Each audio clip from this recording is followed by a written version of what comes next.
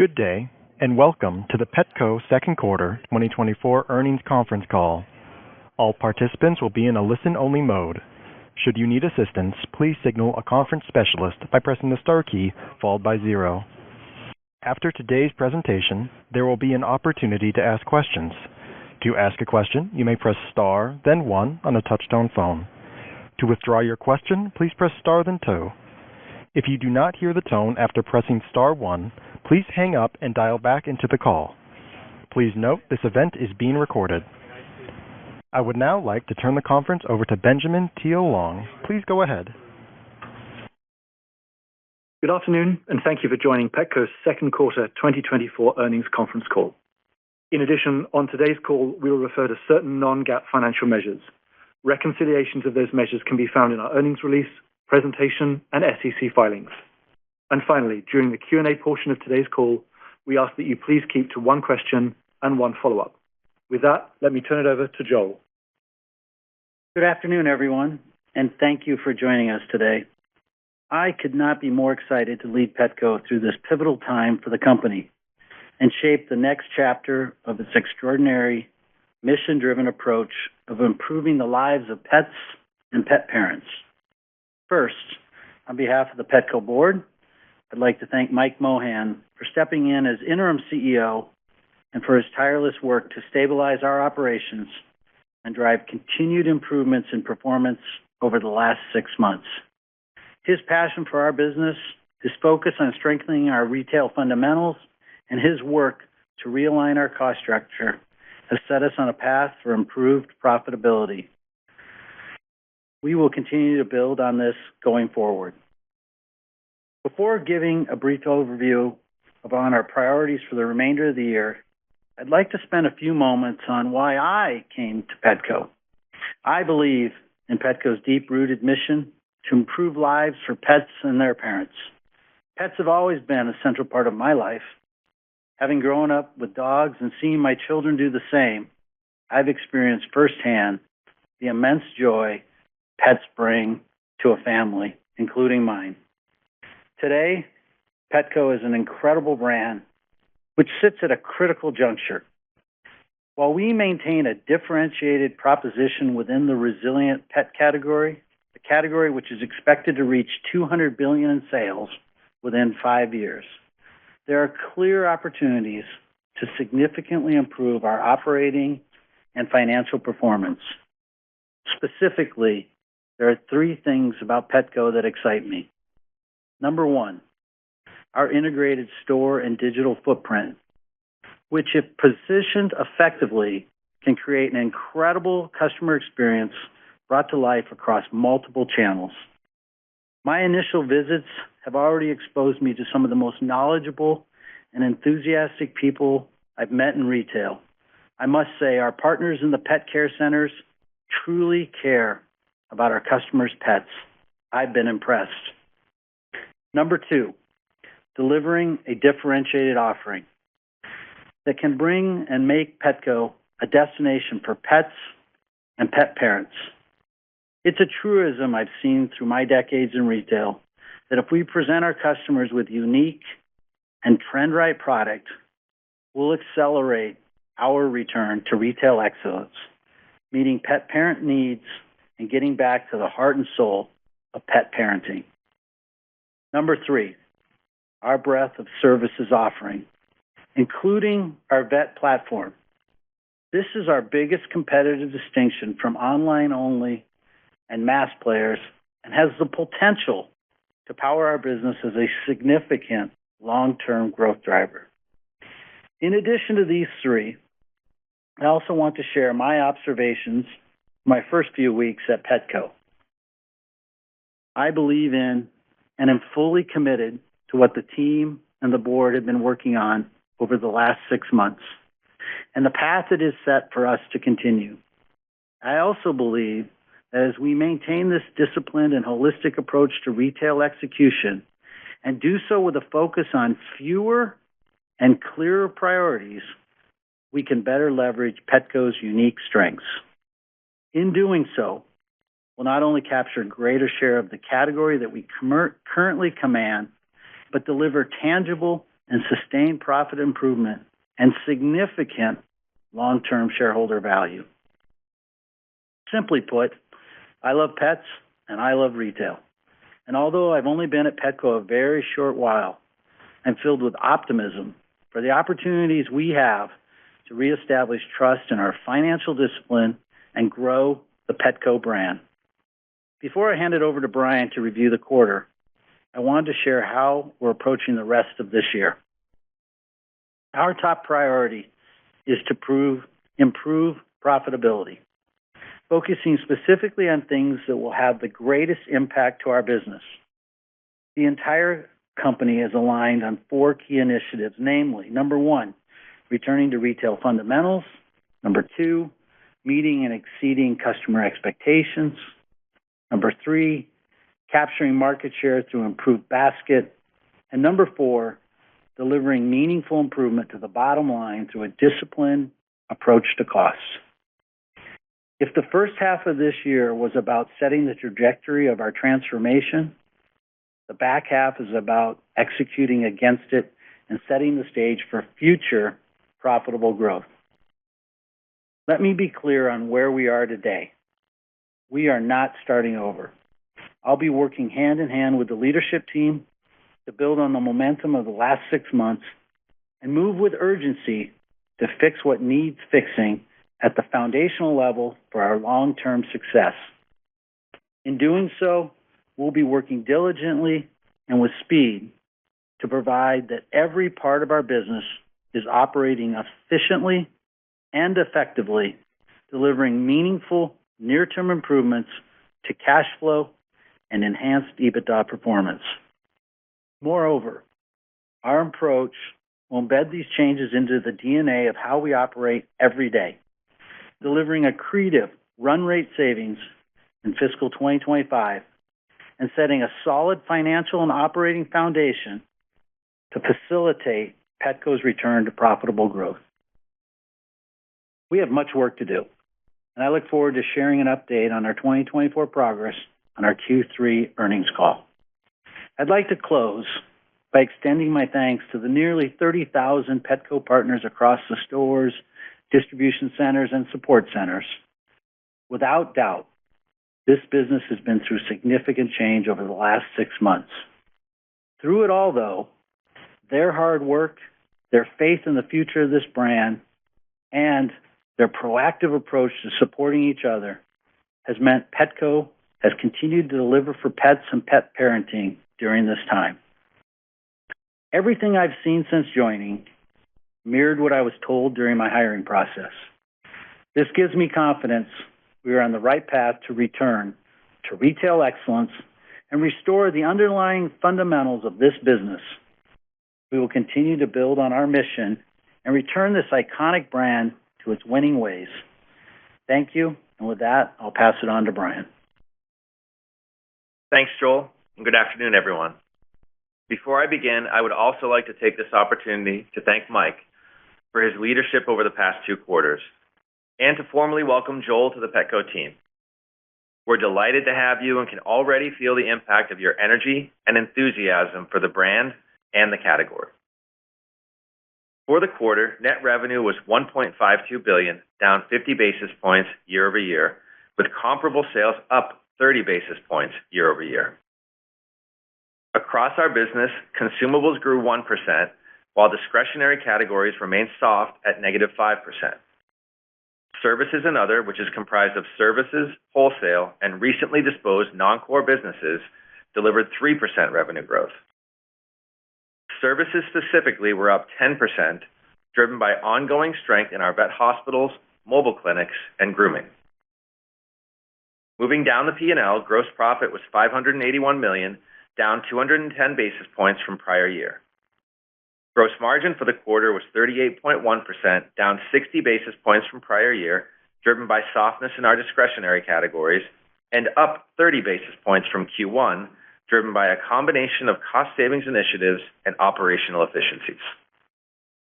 SG&A as a percentage of revenue increased by 80 basis points year over year to 37.9%, which, as we anticipated, was driven predominantly by planned one-time investments needed in store labor.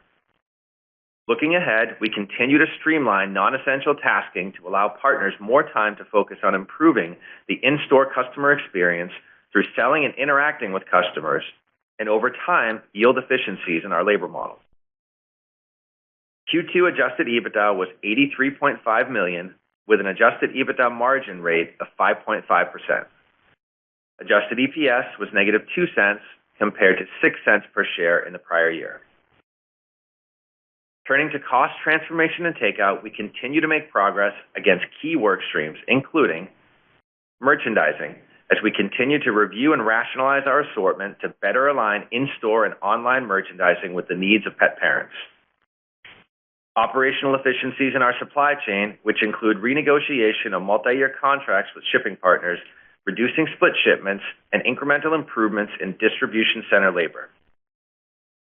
Recalibrating marketing at both the top and bottom of the funnel so that we attract and retain the highest lifetime value customers possible, and instituting a more holistic process with indirect procurement across the business.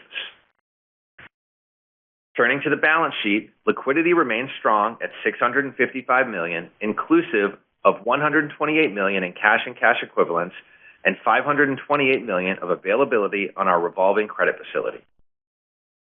Free cash flow was $42 million, driven by lower inventory levels achieved as part of our ongoing approach to disciplined inventory management. And while modestly down from $45 million in the prior year, this keeps us firmly on track to meet our expectations to be free cash flow positive for fiscal 2024. I'll now turn to outlook. For the third quarter, we expect revenue of approximately $1.5 billion. Adjusted EBITDA between $76 to $80 million, and adjusted EPS between negative 3 cents and negative 4 cents. Additionally, for the full year, we continue to expect net interest expense of approximately $145 million, inclusive of the estimated impacts of our hedges against the forward rate curve, and $272 million weighted average fully diluted shares, which is unchanged. And $140 million of capital expenditures for the full year, which is also unchanged.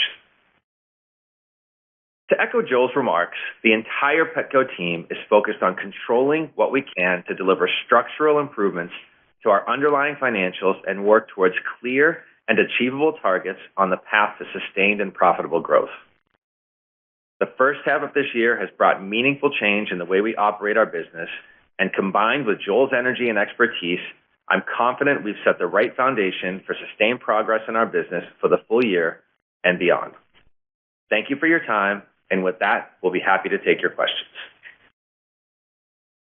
We will now begin the question and answer session. To ask a question, you may press star, then 1 on your touch-tone phone. If you are using a speakerphone, please pick up your handset before pressing the keys. If at any time your question has been addressed and you would like to withdraw your question, please press star, then 2. In the interest of time, we ask that you please limit yourself to one question and one follow-up. At this time, we will pause momentarily to assemble our roster. And our first question today comes from Zach Fadem with Wells Fargo. Please go ahead. Hey, good afternoon. First of all, congrats to you, Joel, and I'd love to dig in more on your initial impressions, as this is a business that I think many would say had perhaps too many growth drivers in the air over time and maybe lost sight of the core. So as you think about strategic direction going forward, curious how you think about the balance of investing in growth pillars like vet and your stores, but also simplifying the business and perhaps taking costs out of the system. Yeah, hey, thanks, Zach. Appreciate the support. Look, I think where we got to start on that one is our focus right now and number one priority is on improving profitability. And that's what we've got to do first. And as I said in my prepared remarks, I believe in what Mike was working on, what the management team was working on, and we've put together a great strategy on how to return this company to, great fundamentals around EBITDA performance. The second half of this year is now about executing them. Having said that, what I would really focus on in relation to your question is we've got to strengthen retail fundamentals. And I think everybody defines retail fundamentals differently. And I think for the stage and where we're at Petco, three things come to mind, Zach. First is merchandise excellence. And this is a unique business that's comprised of probably about 2/3 consumable, 1/3 discretionary. My life at Walmart was all about consumables. We simply got to be in stock on consumables. And that's what we're working on to improve our consumable business. Discretionary, that's about delivering unique, trend-right product. And that's what I spent 10 years at Five working on. And we're going to get great at that. The second area is this is a service driven business. And we got to get that right. And as I think about the fundamentals around service, it's about staffing right. Companion animals, we got to be knowledgeable. The vet's got to be open. The groomers have got to be trained. It's about clean, well-merchandised stores. Our digital offerings got to be easy and efficient, and so on and so forth. And finally, Zach, we got to be masters of efficiency. Retail is not a high-margin game. And so, therefore, we've got to have strict discipline around inventory, tight expense control, supply chain management, leverage. And so, long answer to your question, but we've got to get those retail fundamentals in order before we start to focus on growth again. But I've been a growth guy for a long time. We're going to pivot to offense, but right now it's focused on profitability first. Thanks, Zach.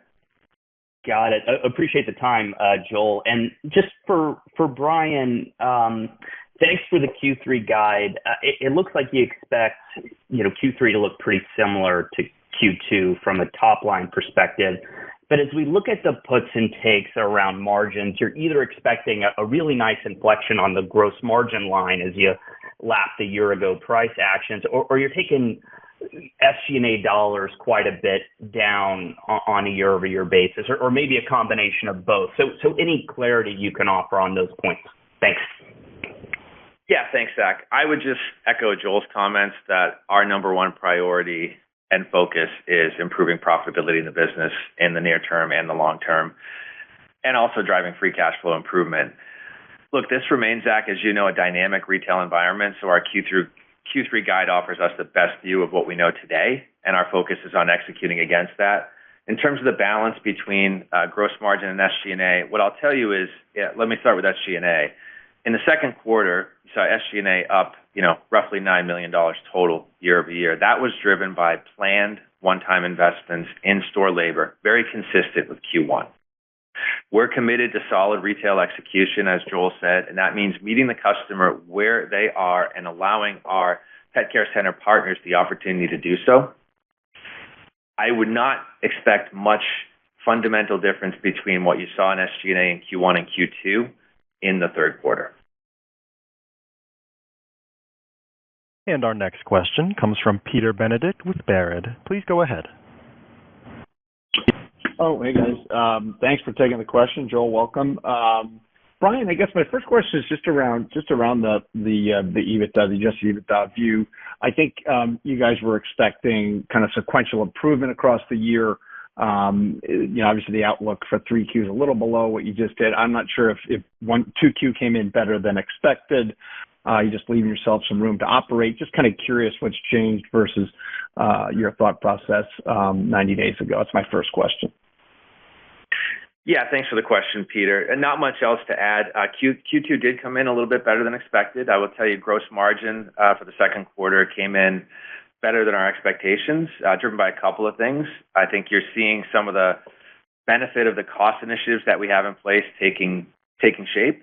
We also saw some good improvement in the services business sequentially and year over year for that matter. So those things held up. I will tell you, as you know, just as well as Zach, Peter, it's a dynamic retail environment, and our guide for Q3 reflects what we expect for the quarter. Now that makes sense. And I guess my other question would just be around kind of what you are kind of seeing in the business in terms of not just consumer behavior, but the really what's going on with pet food pricing and how the vendors are kind of behaving here. Anything you can share in terms of views on how pricing may be trending, particularly around dog food space as we look out in your outlook for the balance of the year. Thank you. Yeah, thanks, Peter. I would say we've seen relative consistency across the board.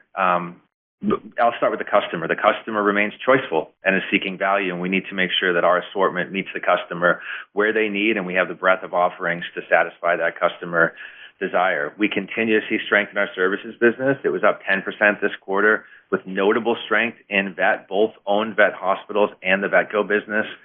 Consumables was positive for the quarter at 1%, 8% on a 2-year. So we continue to see some of the similar strength in pockets of our business, and we saw a bit of modest improvement in the discretionary categories. So all in all, I would wrap it up and say there hasn't been that much change in both the behavior of the consumer and or pricing relative to what we saw last quarter. And our next question comes from Steven Forbes with Guggenheim. Please go ahead. Good evening, Joel, Brian, and congrats, Joel, as well. Joel, maybe just to start, you talk about profit improvement. I think many of us here are just trying to gauge where you see the opportunity. So any way to rank order sort of the profit improvement opportunities as you see them today? Is it first costing? Is it distribution efficiencies, assortment evolution? You mentioned in stocks. And what is the current time frame you are speaking about internally to execute against those profit improvement agendas? Hey, thanks, Steve. It's been a while since I've seen you. Look, in terms of rank order, merchandising is by far and away our greatest opportunity to deliver profitability. We've simply got to get more discipline there. We've got to improve our vendor partnerships. And, with the due diligence we're putting into merchandising, we're going to make a lot of progress in that. Look, in terms of timing, and Brian, you lean in, but we committed to $150 million, and I believe we're still on track on that? Yeah, $150 million run rate savings exiting 2025, as you know, Steve, and we're on track for that. We continue to look for opportunities to both augment those savings and accelerate those savings where possible. Joel's right, the biggest opportunity is in merchandising. We see additional opportunities in areas like marketing, where you can get return in one of two ways. One's how much you spend, and the second is how you spend it. So making sure that we're fully optimized in the top and bottom of funnel across marketing. I mentioned investments in store labor. While we're making those investments, we're simultaneously looking for opportunities to take task out of our store labor model, which provides two things, both of which are good. Number one, you help simplify the operations for that pet care center partner who's employed by us. And number two, you give them more opportunities to meet the customer. And then just a quick follow-up for Brian. You mentioned the improvement in services gross margin as reported. Any contextualization on what's driving that? Is it a function of a reduction in the growth burden, right, as you pull back on vet stores, or is there something more structural occurring within that margin profile? Thank you. Yeah, thanks, Steve. Number of different things. Let me start with grooming. Grooming continues to be a business that operates at scale, and it's a productivity-based model. So as long as you remain highly productive in grooming, the gross margin flows through nicely, and we saw that. Q2 is a good quarter for us grooming-wise, just based on the seasonality of that business. Secondly, yes, the maturation of the vet model. A combination of the growth algo being lower, so less hospitals being added at the front end does help. That said, underneath that, our leadership team on services has done a really terrific job in making sure that we're, first of all, providing the best care for pet parents and their pets, but secondly, doing it in a way that's highly efficient for us to help improve the structural margin underneath those vet hospitals. The last area I'd say is the Vetco mobile clinics continue to be terrific for us. High growth, not a large capital investment, very quick return on that investment, and when operating at scale, that model really works. Again, if you have a question, please press star, then 1. And our next question comes from Seth Basham with Wedbush. Please go ahead. Thanks a lot. Good afternoon, and I'll add my congratulations, Joel. If we could just double-click on something you mentioned earlier with one of the biggest opportunities being in merchandising. Can you just peel back the layers for us and tell us exactly where you see the biggest opportunities? Is it getting more margin from vendors? Is it consolidating vendors? Is it changing the assortment dramatically? Is it the supply chain of the vendors? Just give us a little bit more insight as where you see the biggest opportunities, please. Yeah, thanks, Seth. And Quite honestly, it's everything you just outlined. But, to be specific and put it in my words, we've got more work to do on the assortment. And so we're in the process of an end-to-end review of our total assortment. And that's specifically looking at how we're priced so that not only do we remain competitive, but that it generates a reasonable margin. Our in-stock metrics, as I mentioned earlier, are really important, especially in our consumable business. And I think we've got a ways to go on improving our in-stock on our consumable business. You mentioned vendor partner performance. That is equally as important to us. We have a unique profile with some categories that only Petco carries. And so we've got to work on enhancing that relationship with our vendors and getting the maximizing the leverage there so that we can continue to grow some of these special, unique categories. And so we're really kind of looking up and down the entire thing from both the consumable side as well as the discretionary side. And both of those are, really leveraging my experience both from Walmart as well as at Five so that we can get better across all areas. But I am confident that Petco has a great merchandising assortment that just needs a little tweaking to better leverage it and deliver EBITDA performance. That's helpful. And as a follow-up question, if you guys could provide any perspective on where you think the industry is, are we bottoming? Are we seeing pet adoption on a net basis improve, pet household formation starting to improve? When do you think we'll see a turn in those metrics if they haven't improved yet? Thank you. Yeah, let me start with the second part of your question. In terms of adoptions have slowed. The good news is that intakes are actually lower than last year and materially lower than 2019. And when you think of intakes, you don't just think of relinquishments. In fact, relinquishments is not the biggest driver of intakes. Lost pets are. Almost 50% of all incoming pets into shelters, and we have data from thousands of shelters through Petco Love, almost 50% of intakes are actually lost pets. So it's critically important for pet parents to make sure they take the appropriate controls, whether that be chips or other means to track their pets so that we can slow down the intakes into shelters. Adoptions have slowed a bit. Those are down from last year, as are intakes. In terms of the broader industry, we're focused on what we control right now and controlling what we can with a focus on improving profitability and cash flow of the business, offering pet parents the products they need with an exceptional shopping experience while simultaneously addressing our cost structure. All of that will help improve our position in the current environment and help set us up to win as the industry returns to its historical levels of mid-single-digit growth. I don't want to prognosticate on when that would be, but I will tell you it's in the not-too-distant future. And our next question will come from Michael Lasser with UBS. Please go ahead. Good evening. Thank you so much for taking my question.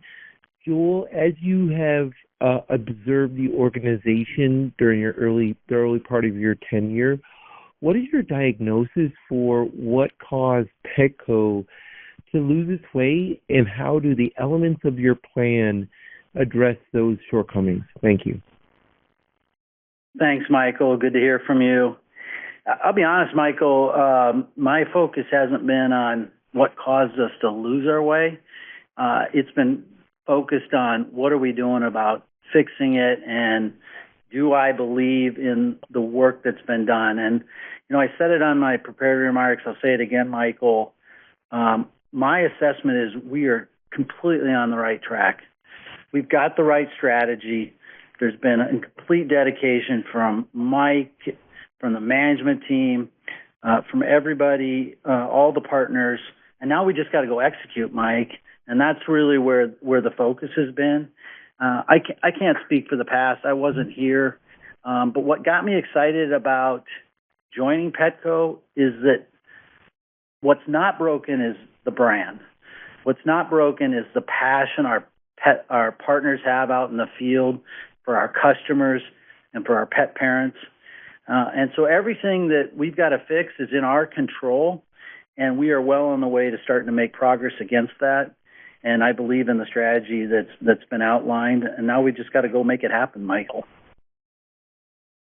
My follow-up question is, how does the company's financial leverage position influence your strategy? And do you think there could be a store portfolio review that would lead to some significant amount of store closures on the horizon?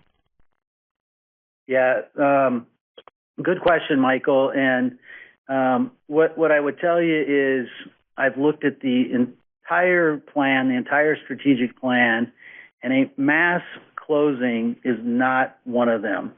I do not see that as something we need to do. But having said that, Michael, look, we're looking under every rock. Everything's on the table. And if a store isn't profitable, we'll close it. But it's more of a fluid, rolling situation as stores come up for lease. But we do not have a large group of stores that are EBITDA negative. They're going to result in us having to do a mass set of closing. That's for sure. And our next question comes from Kaumil Gajrawala with Jefferies. Please go ahead. Hey, guys. So a couple of questions. I guess the first is, Joe, you've been there for such a short period of time. Keeping with the current strategy obviously makes sense, but are there any kind of notable refinements in that strategy or areas that you really want to press forward or press ahead, and other things that maybe are less important than they might have been before? I guess where I'll press ahead is going to be we just got to move faster, right? And I think about wanting to get back to playing offense. And for those of you that followed me at 5 for a number of years, before we could play offense at 5, we had to get our people, systems, and infrastructure in place. And as I think about Petco, what we've got to do right now is cut costs, run to red, which means have urgency and be decisive. And we got to prioritize projects. We got to reduce the number of projects we're doing so that what we're focused on is meaningful and has a significant difference in impact for both our partners and our customers. So I think, if anything, it's just about speed and execution than it is about changing the strategy here in the short term. Okay, got it. And then any thoughts on the current format of the store and if there's any refinements that need to be there? Well, look, I think we've got opportunities in our current stores, and I think the first phase, though, is we've got to get profitability back in course so that we can, focus on our debt leverage. We can focus on returning to increasing our EBITDA, and then we'll turn to the portfolio of stores. What I can tell you I've been encouraged about is we know how to do a store right if we put our mind to it. And I was recently in our Union Square store. I think that's a phenomenal store. It shows you what our Petco team can do when we put our best foot forward. And that's the type of image I want for our brand long term.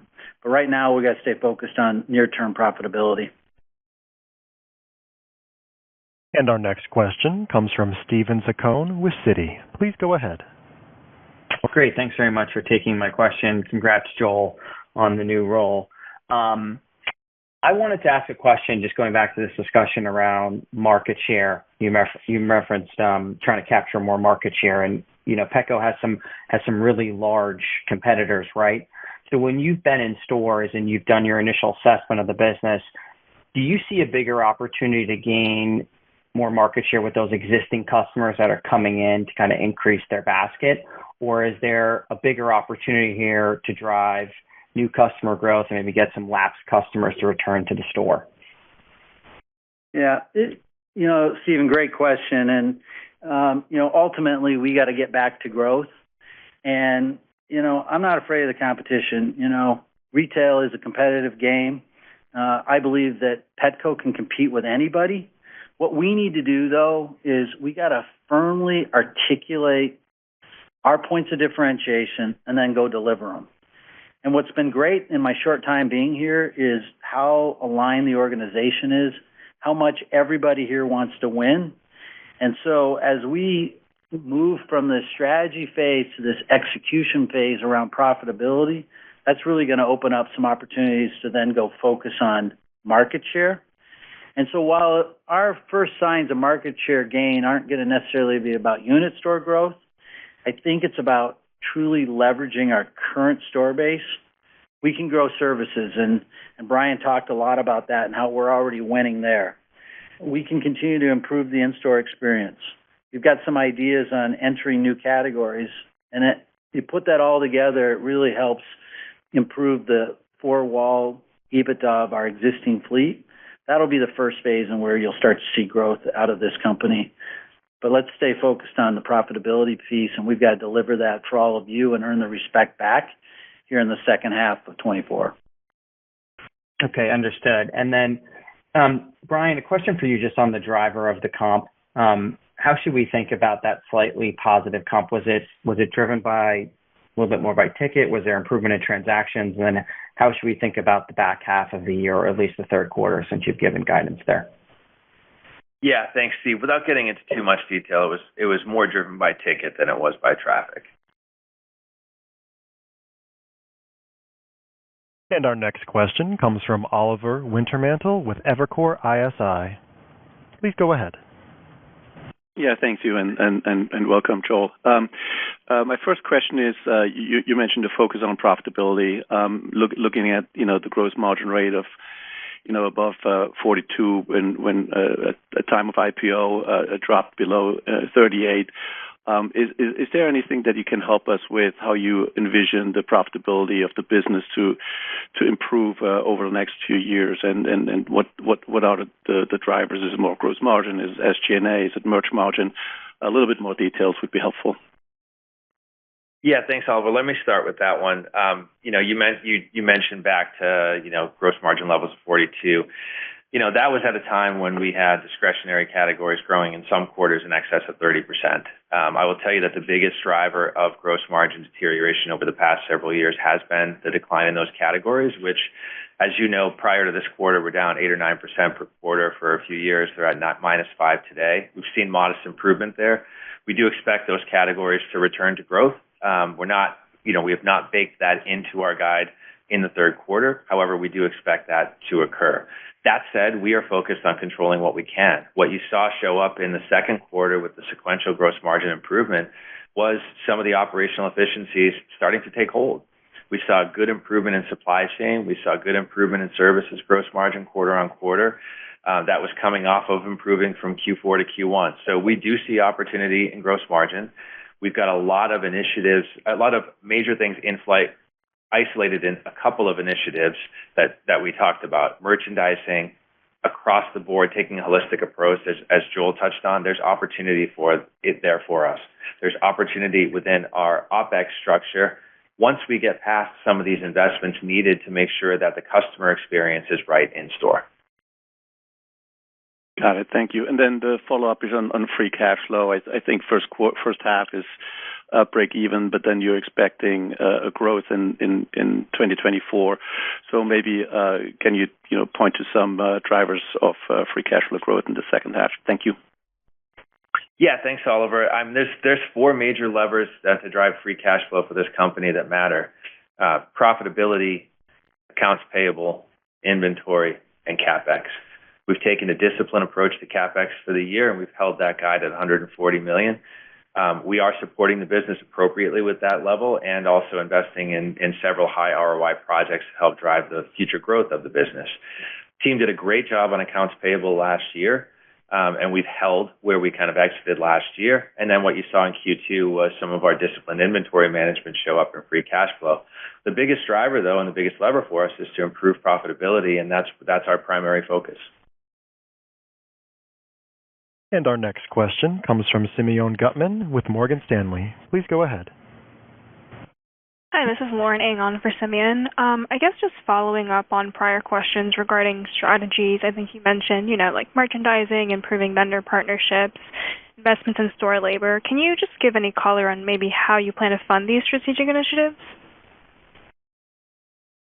Yeah, these are initiatives that fund themselves. When we talk about initiatives, we're not talking about major investments back into the business. I mentioned the store labor investment, but those show up in the P&L fairly transparently in Q1 and Q2. That was the driver of SG&A improvement. But more, if you think about the whole bucket of initiatives, we're targeting $150 million of run rate savings exiting 2025. So I would not think of these initiatives as investments into the business, but opportunities to free up capacity inside the business to A, reinvest in the business, B, drop some of that profitability to the bottom line, and C, mitigate against any unforeseen headwinds. Got it. That's helpful. And then I guess our follow-up is just, we're wondering, what is the attach rate of, service and vet among pet owners, and how can this improve? I'm not sure I'm going to be able to give you the attach rate you're looking for. What I will tell you is, the services business is strong. So if I look at the buckets of our business where we're leveraging strengths as opposed to trying to fix something that's broken, services is one of those areas. Grooming remains a very resilient, strong business operating at high capacity. The vet business is growing at a multiple of the services business, both in hospitals and our Petco mobile clinics. So I think we're meeting pet parents' needs across services. And as Joel mentioned in his introductory comments, it's a key differentiator for us against both mass retail and online-only competitors. And our next question comes from Kendall Toscano with Bank of America. Please go ahead. Hi, thanks for taking my question. And Joel, congrats on the new role. So my first question was just on, Brian, I know you mentioned that overall the comp was more ticket than traffic driven, but curious if you zoom in on the services business and particularly vet, where you had some pretty nice growth during the quarter. Was that also the case there? Yeah, Kendall, that's both. The vet business is maturing for us. So, although we have slowed down the growth of new vet ads this year, we added a meaningful amount of vets over the past 2.5 years. Those vets take, up to 5 years to mature fully. So we still have vets ramping in capacity in line with the economic model that we laid out. So vet would be different than the overall business because we're actually improving both transactions and basket in that business. Got it. Okay, that's helpful. And then my next question was just in terms of the product category margins. It looks like in services you had some pretty nice year-over-year gross margin expansion, but then in the products business, the margins actually got a little bit worse compared to the first quarter. Just wondering if that was in line with expectations and what drove that, and also how we should think about the products business into 3Q as you're lapping assortment changes from last year. Thanks. Yeah, let me start with services. Each of our services businesses, major businesses, grooming and vet, improved their gross margin rate sequentially and year over year.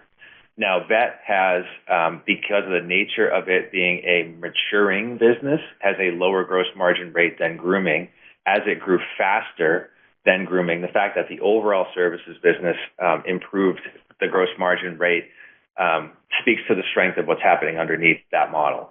Within product, year over year, the biggest change in product gross margin is actually the discretionary weakness, where you still saw -5% relative to 1% consumables growth, and you have fundamentally, materially different margin profiles between those two. The change quarter on quarter just has to do with kind of mix within the mix. It's not a meaningful change in that product margin, Kendall. So I would say it's, we continue to ramp some of our newly introduced brands. We did see particular strength in fresh frozen. So from a lifetime value standpoint, that is a very, very attractive category where we think we're uniquely positioned to take share over time. However, the margin profile is a little bit different. So it's kind of mixed within there.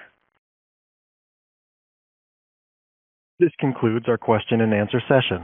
I would like to turn the conference back over to Benjamin Thiel-Long for any closing remarks. Thank you, everyone. And again, Joel, welcome to Petco. We're delighted to have you here. That concludes today's earnings call. The team will be available after to answer further questions later today. Thank you so much. The conference is now concluded. Thank you for attending today's presentation. You may now disconnect.